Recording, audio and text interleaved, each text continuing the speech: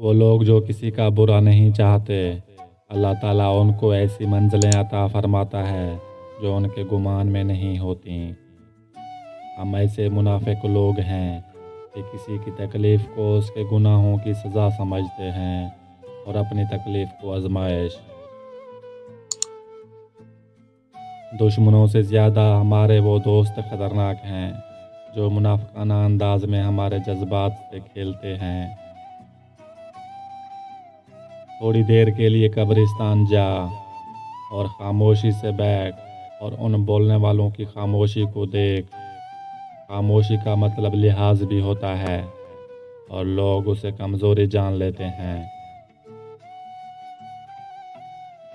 जिस तरह पूरी कोशिश से तुम अपने गुनाह छुपाते हो, इसी तरह अपनी नेकियां भी छुपाने की कोशिश किया करो।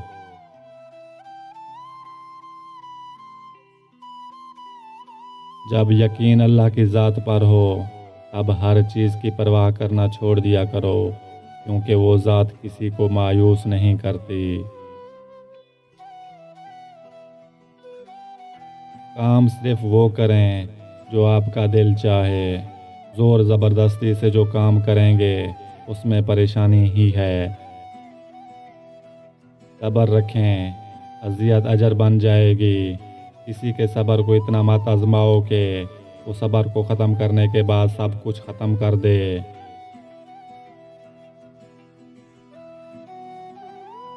हमेशा सच्चे लोगों से दोस्ती रखो, क्योंकि वो अच्छे दिनों में सरमाया और बुरे दिनों में मुहाफ़िज़ होते हैं। जिनकी आंखें सजदों में भीगती हैं, वो कभी अपनी तकदीर और किस्मत पर रोया नहीं करते।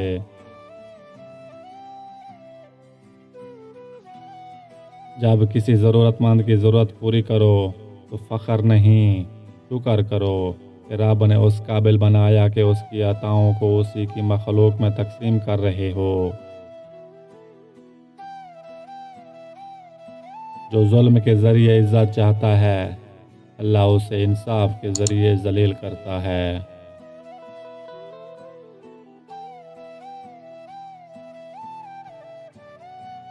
जब अल्लाह ताला किसी बंदे से मोहब्बत फरमाते हैं तो उसे नर्म मिजाज बना देते हैं।